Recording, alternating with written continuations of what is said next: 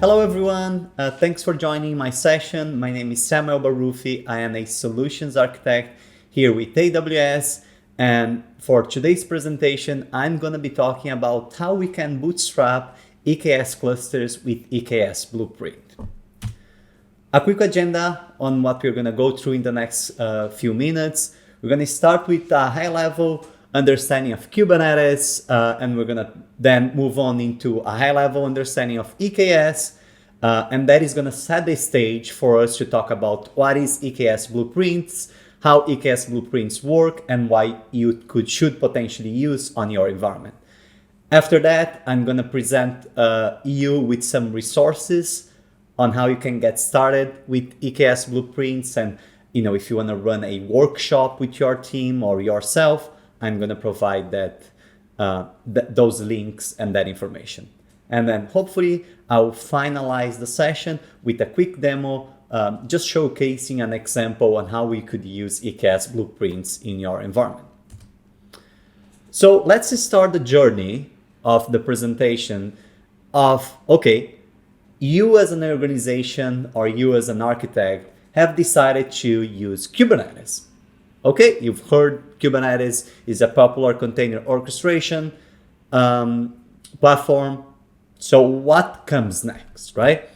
So a lot of companies and this has become very, very popular in the last, I'll say 6 to 8 years, have decided to use Kubernetes. Why do they decide to use Kubernetes? Well, first, there are a couple reasons. I mean, there are multiple reasons. We're just gonna narrow down into 4 main reasons here. The first one is easy. It's the easeability of use. You have a standard way that you can declare through YAML files and through common APIs that can be flexible and extensible. You can deploy your applications and deploy your platform on top of a common ecosystem called Kubernetes.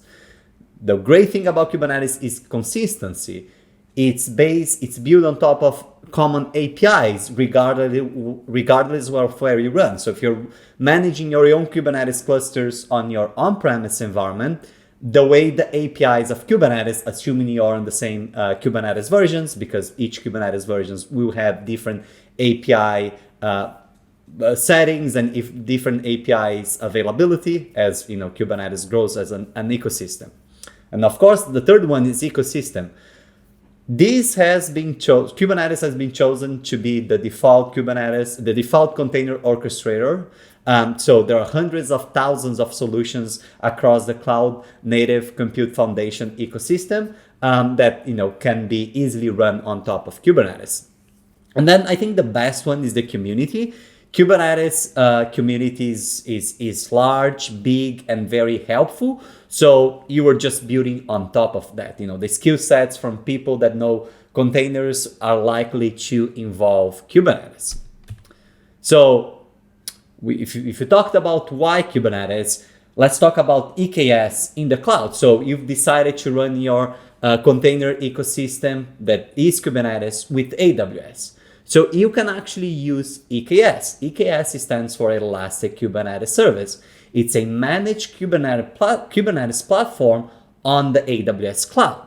The great thing about Kubernetes is you can easily create a cluster, and AWS will manage a lot of those heavy lifting operations for you. One of them is managing the cluster platform, right? So when you have the control plane you do not need to manage. AWS will manage for you. And this slide actually talks about how AWS manages and gives you that single control plane API for Kubernetes without you touching or needing to care about anything else. So AWS will manage the Kubernetes APIs for you, will create the etcd data store for you. You will actually replicate the data across multiple availability zones. So a cluster will be a single tenant cluster for only you and your account. It provides a highly available API because it's running across multiple availability zones behind the scenes. It also provides with a 3.9, so 99.95% of SLA. You have fully support to open cases and get help from the AWS support engineers at any time. And you can, scale If your cluster is growing significantly and the control plane requires more resource, AWS will automatically behind the scenes scale up and down different instances to just support your control plane on Kubernetes. And you also manage your upgradings from maybe major versions or even minor versions with patches. And all what that means is you as a developer or as you as an architect don't need to worry about the complexity of a control plane Kubernetes. You only actually focus on your applications and your business value. There are multiple ways you can run Kubernetes on AWS. Of course, EKS is our managed service platform for Kubernetes. And if you see here what this slide is saying, there are two different flavors of EKS. First is Amazon EKS, which is what I've just described. And Amazon EKS can run across multiple places on AWS. So the first one is, of course, the AWS regions that we just talked about it. You can go to US East 1, Northern Virginia, and deploy EKS. And EKS should be available across all the regions on AWS. I think we currently have 32 or 33 different regions globally. But you can also deploy EKS on local zones and wavelengths. Those are specific new types of availability zones, if you can call, that runs maybe in the specific metro areas or for wavelengths that will be close to 5G cellular locations. Also, if you want to run a physical piece of infrastructure that is called Outpost that AWS will manage and connect to your AWS infrastructure, you can actually run EKS on top of that. But if you also want to run EKS on your on-premise or maybe on some other clouds, you can actually use what we call EKS Anywhere. So it's a set of best practice and deployments that help you actually create, the control plane, manage the control plane anywhere else while utilizing all the common non-functionalities of EKS. We're not going to talk about EKS Anywhere, but we are just displaying here a capability that is available for you as well. So moving on our journey, you have chosen EKS for your Kubernetes clusters. What is next, right? Normally in the Kubernetes journey, you choose an orchestrator for Kubernetes, in this case, EKS. And then, you need to focus on the data plane, right? So we talk about the control plane where EKS completely takes care for you of that. Now the data plane is literally where you're going to be running your pods, therefore your applications. With EKS, there are a couple different options that makes it very flexible for you to choose how you want to run your pods. So as an administrator, you can choose to run pods on EC2 base containers, so you can actually scale up and create EC2 instances where your pods are going to be running. Or you can choose AWS Fargate, which is a completely serverless container environment that you don't need to manage. Each pod will create a specific Fargate infrastructure, and those are going to be charged from how long they live and the configuration of memory and CPU for those. Now, when you're talking about EC2, there are multiple ways that EKS allows you to have flexibility for both cost and performance on how you decide to manage your data plane of EC2s.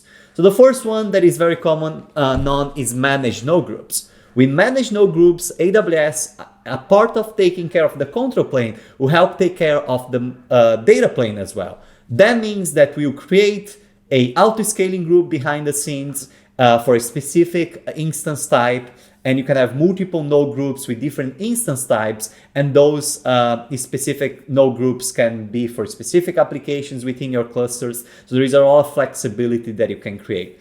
Also with managed node groups, it allows you to ease of upgrade. So when you're upgrading from one version to another version in Kubernetes, AWS within the managed node groups can actually help you achieve that ease of upgrade.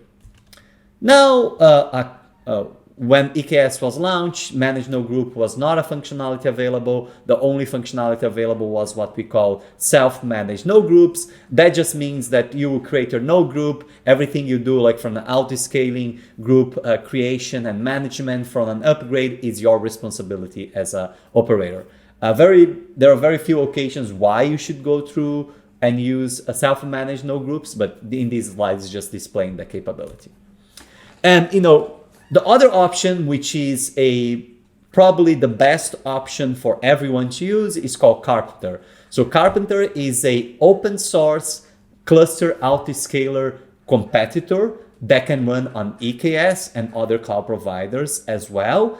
And with that, it removes the idea of a managed node group and just treats your cluster within a single kind of environment. And depending on your applications, you can actually say, for this specific application, I have these tags, run these on the spot instances, and Carpenter will take care of, with having in mind cost, performance, and availability, depending on your configuration. Carpenter will take care of that without you even thinking about managed node groups. Carpenter, a major difference of Carpenter versus managed node group is that with Carpenter, you can have a polyglot of different EC2 types being spun up at the same time, where each node group will actually be forced into a single EC2 type, family, and so forth. So now that we know that, we have decided into this, right? So we are gonna use, as part of the journey, we're going to use EKS, and the EKS, this is the data plane, what you're seeing here. We're going to create 2 managed node groups. One node group will have an M5 instance type, and the other node group we have M6G. So we might be running different types of applications, and within each managed node group, you're going to have 2 availability zones where multiple instances are going to be scaled up and down, and at the same time, you can configure applications to be deployed across this environment. So when we look at the container journey, we have decided the orchestrator, we have decided how we're going to do the data plane compute. Next is, remember, Kubernetes is a platform, is an ecosystem. The cluster on itself is not really powerful without its add-ons. So add-ons can be anything, right? If you're familiar with the Cloud Native Compute Foundation Cloud Map, if you're not, just Google and take a look. There is no shortage of amazing tooling that can be deployed within the Kubernetes ecosystem. But it's really, really hard to deploy those because there is no guide for how to put all those two together. So continue the journey. What we've decided is, okay, we have our cluster, our EKS cluster, and we want to deploy some Nginx proxy maybe on this specific managed node group. We want to deploy some maybe open policy agents in this other node group. We want to use Grafana and Prometheus for our monitoring and observability. How do we actually get all of those together, right? So we want to do this, but how do we achieve that in a very repeatable, easy to manage way? Again, from the Kubernetes journey, you've decided, you've created that. Let's say you install the cluster add-ons manually. You actually went into each of these, like, Prometheus, Grafana, OPA, GitHub repositories. You learn how to deploy those, and you deploy those on your clusters. You probably spend like a few days or weeks deploying that for a single cluster, and now it comes day 2 operations, right? So what is day 2 operations? Well, what you need to consider is which users and which developers will have access for different parts of your clusters, right? Maybe your cluster is what we call a multi-tenant cluster, meaning that multiple applications and multiple teams on your organization are going to be using this cluster. So now you need to think about it. Okay, you have multiple developers that are going to be assuming a specific developer role, which therefore will actually give proper permission on the Kubernetes. But you might have some temporary users that might be connecting to your cluster here in a few occasions and a sporadic way. But then you have your platform team, which has kind of an admin type of role that will be accessing those. So now you need to think about that as well. On top of that, hopefully all of us are following best practice where you might have different environments and different clusters for each environment. So what I've just described here, you should be replicating on your dev environment, you should be replicating on your test environment, and you should be replicating on the production environment. Now think about if you're on the platform team or the DevOps team, SRE team, if you need to replicate that across, dozens of Kubernetes clusters, it becomes very painful and it becomes very hard to actually manage that if you are not using a way of automate that. And that is the perfect segue for Amazon EKS Blueprints. What is Amazon EKS Blueprints? So Amazon EKS Blueprint is an open source framework that allows you to easily configure and deploy EKS clusters in an automated and secure way.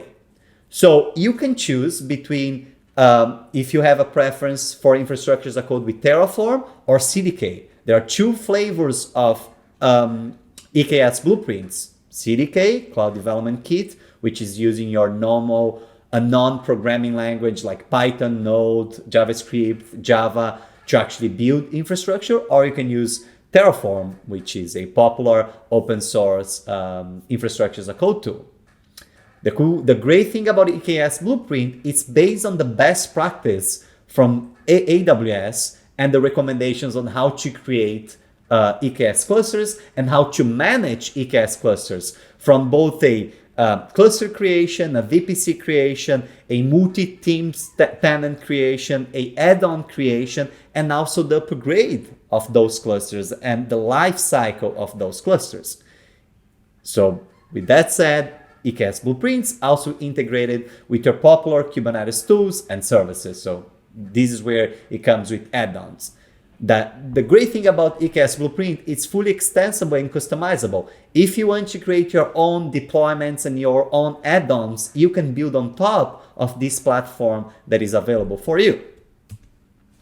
You can leverage, again, your preferred tool. I talked about this in a moment ago. You can use CDK blueprints, EKS blueprints, and you can use Terraform EKS blueprints. There are two different repositories that you can see here, as part of the AWS open source initiative.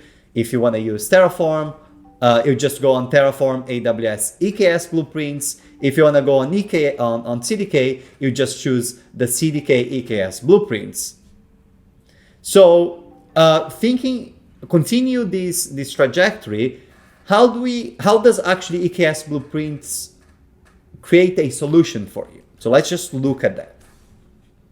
So first, EKS Blueprint will allow and help you create your cluster. So everything that comes with, how the VPC, the security groups, the cluster creation, all that will be taken care for you. And of course, it gives you the flexibility to properly configure those. So you can choose if you want to run Amazon EKS on Bottle Rocket operating system, or if you want to use Amazon Linux as the operating system, or if you want to use Fargate, you have the flexibility to mix and match as well.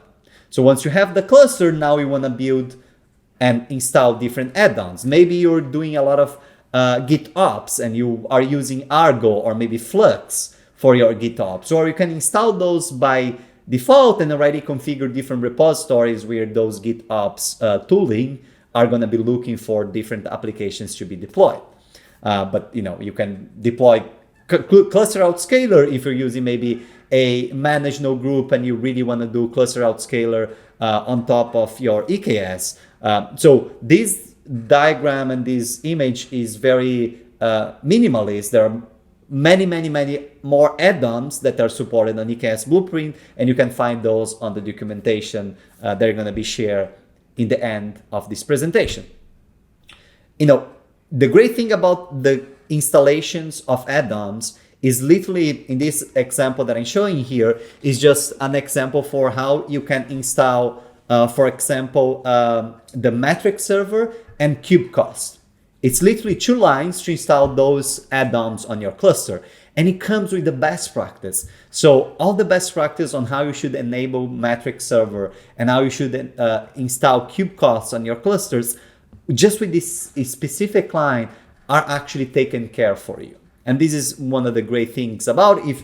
Of course, each add-on might provide different flexibility and options if you want to customize, and you can also always fork and create your own modules on Terraform, or your own L2s abstractions objects on CDK if you feel so. But then on top of that, EKS Blueprint, remember, also can create different teams and manage the permission for you. So you can manage the access and different permissions by always using infrastructure as a code. So what do we get with EKS Blueprint? First, you get cluster management. So you configure and deploy your EKS clusters using AWS best practice. You can also replicate across multiple AWS accounts and regions, because remember, these are just infrastructure as a code that are very easily replicable. And you can create EKS clusters with existing VPCs, or actually create new VPCs if you deem so. It also manages add-ons, so out-of-the-box integration with very popular Kubernetes add-ons, and those keeps getting added as time progress, so you know the specific best practice for those. You can also, if you want, and again, you don't need to do everything that is on this list. Flexibility is something that comes with EKS Blueprint, but if you want to do team management, you can actually create distinct things from both admins, application owners, developers, SRE, whatever you deem, you can actually have the flexibility for team management on top of your EKS clusters. And then this is a little bit more advanced, but if you really want to use workload management, you can actually leverage GitOps tooling like Flux and Argo CD to run workloads as you deploy your Kubernetes on top of that. So you can do self-service onboarding of new workloads via pull requests. So you as the platform team can create a cluster, can configure the GitOps tooling, gives a repository for your application team. As soon as they push and do a PR with a new version, as long as there are all the GitOps configuration properly configured with your YAML files for Kubernetes, those tools like Argo CD and Flux are going to continuously deploy new versions of the application into your cluster. So this is pretty cool. Now we're getting into the resource part, right? So you can, like I said, you can use Terraform or CDK depending on your preference.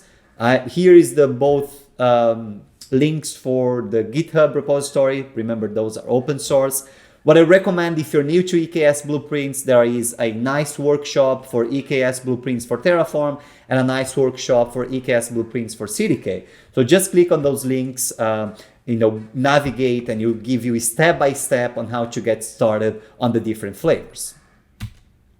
One of the great things is part of the GitHub repository, EKS Blueprints also provides you with different patterns and different examples, so you are not kind of on your own to learn how to create specific EKS configurations based on a specific scenario. So let's say you want to use EKS Blueprints to create a fully private EKS cluster, so no VPC with connection to the internet, fully private within your VPC. Well, there is an example that will tell you exactly with example of Terraform and CDK how to actually do that. Or if you want to use observability with ADOT for application telemetry, OpenSearch for maybe shipping your logs and manage Prometheus, you can actually go there and check.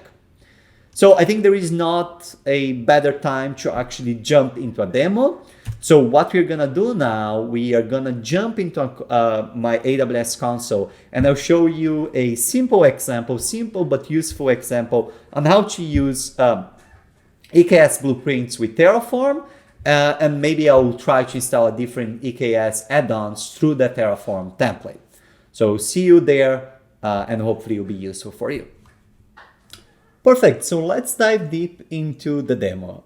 What I'm trying to do here, I have this Terraform template already deployed, because it can take 15-20 minutes, sometimes more, to actually get it created. So I'm just gonna show you quickly the Terraform template, and then I'm gonna try to do a demo, just deploy an application into my cluster and also installing a different add-on into my cluster. So here, we have some variables like the region that is being deployed, some providers that I'm using, like, the Kubernetes, the certificates that my cluster is going to be using, some Helm configuration. This is all boilerplate. You can have dynamic configuration if you want it, but by default, you don't need to change here. So if you scroll down, you see that the part that really matters for us is the cluster section. So in this case, we're starting with the module EKS. This is not part of the EKS blueprint, but it's the official EKS Terraform module. We are setting the specific version for the module, setting the specific version for my Kubernetes cluster, in this case 1.27. And then if we scroll a little bit here, I'm using the VPC that you see that is actually already being created down below. So I'm creating a new VPC for my cluster. I'm setting a manage node group of M5 large with a minimum size of 1, maximum size of 5, and desired size of 2. And down below here is when the things are starting to get a little bit more interesting. I'm creating add-ons. So as part of my add-ons, I am creating some EKS add-ons. Those are actually the official EKS add-on feature. So like if you go on the console, you'll be able to see those. So you can enable those through EKS Blueprint as well. In this case, I'm enabling the AWS EBS CSI. If in case I would in the future want to create some stateful set using EBS, I would be able to do that. Core DNS, VPC CNI, and kubeproxy, those are using the most recent versions for my Kubernetes cluster. And then I'm adding 2 more that are not part of the EKS add-on, official set, which in this case is the metric service and the certificate manager have been deployed automatically by just setting these specific settings. The other thing that EKS Blueprint allows you to do is the creation of teams. So here I'm creating 3 different teams, and I just want to quickly explain what those means. So first, I'm creating a admin team. So here you can see that I have created an admin team, and I have this flag set for true, meaning that this user will actually have access to to do anything on my cluster as an admin. The other thing I'm doing is creating some dev teams. Just keep in mind that these dev teams creations are only view only, like they cannot write anything to my cluster, and this is on purpose. We are trying to follow here an approach of, if you're using GitOps, is the GitOps pipeline, not the pipeline, but GitOps tool like Flux, Argo CD, or any other tool that you are using that is actually writing into your EKS cluster. In this case, the dev teams are just to actually do some namespace configuration and creating some permissions to only view the resources. So if you're a developer on one of these teams, you'd be able to only go and see the resources within your namespace, right? So if you see here, I'm just setting some labels here. It's saying for the red team and creating these labels, projects to be secret. For blue, I'm not creating any specific label. Then I'm merging those labels. And by the way, this is all default. You can copy the configuration. The interesting things are here. So for each team, I'm creating a namespace. So for namespace, each key, which is pretty much each team, I'm creating a label for my namespace. So it'll be, team blue and team red. I'm creating some resource quotas for my namespace. This is really best practice for Kubernetes. When you're creating namespace, you dedicated space for those namespaces. You set also some limit ranges for, your pod, for persistent volume claim and for the container itself, and then some tags. Down below, you see some supporting resources. Literally, the supporting resources here are just creating the VPC module for me and, the security groups. So this is already created. You can see that I have on Oregon, US West 2, it creates a Kubernetes clusters for me on EKS. And you can see that here on compute, I have just 2 M5 large have been created. If I go and I quickly show you, if I do kubectl get, let's do nodes, you'll be able to see those nodes created. If I go and I do kubectl get pods-a to see all the pods that have been created. Let me just run this. Just 1 second while updating. So you can see now that I have the EBS CSI already installed, because remember it was an add-on. I have the kubeproxy, the metric server, the cert manage, the core DNS, and the AWS node. So you can see that those things are actually getting properly configured for me, and I didn't need to do anything. one thing I would like to do now is I want to create a Nginx deployment, like a simple Nginx deployment with 3 pods on my nodes, and actually creating an ingress using load balancer controller. If you saw, I don't have load balancer controller installed on my EKS cluster. So I want to install, I'm literally going to uncomment this, and I'm going to save. Then what I'm going to do is I'm just going to run the Terraform again, and hopefully what the Terraform will do, will install this add-on for me. So let me just quickly go here, paste this command, and apologize while recording my screen, this terminal is a little bit slow. Chrome is just not behaving very well here, so we're just gonna give a moment until this shows on the screen. So now I have actually I have applied my Terraform to install the AWS load balancer controller into my cluster, and hopefully in a couple of seconds, actually minutes, it might take behind the scenes. Actually, you saw that within a couple of seconds, it actually got deployed. And if I go and I check all the pods that have been deployed on my cluster, hopefully you'll be able to see that now the AWS load balancer controller is installed on my cluster. So let's just wait a few seconds here. Again, apologize, my screen's a little bit slow here. But you can see that now I have the AWS load balancer controller pods that are part of my add-on properly installed. Now, the next thing I want to do is I have created this simple deployment that is going to be deployed on Team Blue. Right now, I am on my Bash console. I'm actually an admin. So if you see here, let me just do kubectl config, one second, kubectl config. If you see here, right now I am an admin. So right now I am actually providing as part of the admin team. So I'm accessing kubectl as an admin. So I have a capability of deploying anything because I'm an admin. So what I would like to do is deploy this specific deployment that is just using an Nginx on port 80, is creating a service on cluster IP, and then finally it's creating an ingress using the AWS load balancer controller. Behind the scenes, you hopefully create a load balancer for me on AWS, and that load balancer will then forward the traffic from, you can see here, it's an internet-facing load balancer, so you have a public IP address, and then it's actually redirecting into my service on, /. So what we're gonna do now, we're literally gonna go here and you say kubectl apply -f and the name of my file. So behind the scenes, it has actually created those resources on my namespace called Team Blue. Remember, Team Blue is a namespace that comes with a dev team. So if I go and I check here, kubectl get all -s Team Blue. So right now, hopefully you'll be able to see it created some of those resources. So it created my deployment, it created my service, and now let's check the ingress, kubectl get ingress -n Team Blue. So you can see here, it actually created my load balancer for me.